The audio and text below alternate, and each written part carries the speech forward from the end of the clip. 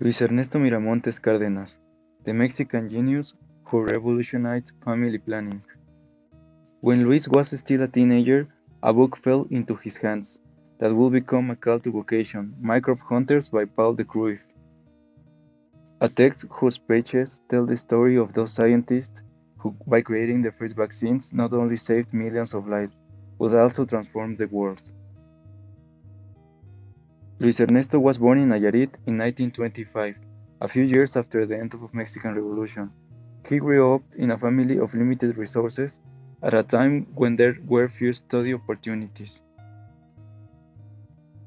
But thanks to his aunt, who was a rural teacher, he acquired a lot of knowledge that awakened in him the desire to study.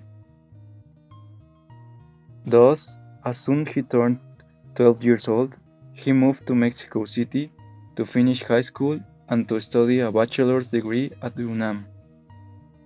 In the 1940s, upon graduation from Escuela Nacional Preparatoria, he enrolled in chemical engineering, without imagining that shortly after his work would impose new paradigms. In the 1949, at the end of World War II, Syntec Laboratories and UNAM signed a collaboration agreement in which several Mexican scientists participated, including Luis Ernesto, who was 24 years old at the time. The company was interested in Barbasco, a tuber endemic to Veracruz and Oaxaca that is a natural source of hormones. Miramontes was tasked with obtaining progesterone molecules, which help prevent miscarriages, but instead in 1957 he would end up synthesizing norepinephrine, which have contraceptive properties.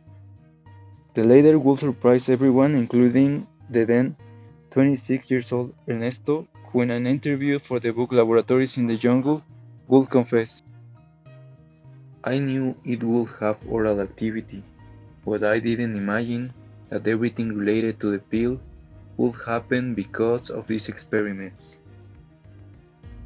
Miramontes' work made it possible for the first synthetic contraceptive pill to be sold in the US in October 1961. Despite his crucial role, Miramontes was often overlooked in the media and by historians, as most of the recognition went to the American scientist leading the project. After his groundbreaking work in the pill, Miramontes continued to have a successful career, leaving his mark in areas such as pharmaceutics, agriculture, and atmospheric activity. Miramontes died in 2004 at the age of 79 in Mexico City.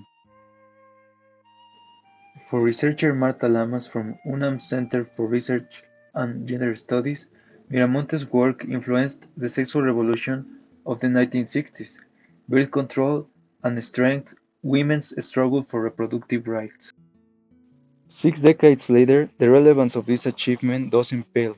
In fact, it is estimated that currently around 115 million women use the contraceptive pill as a method of family planning, according to the United Nations World Family Planning 2022. Thanks for your attention.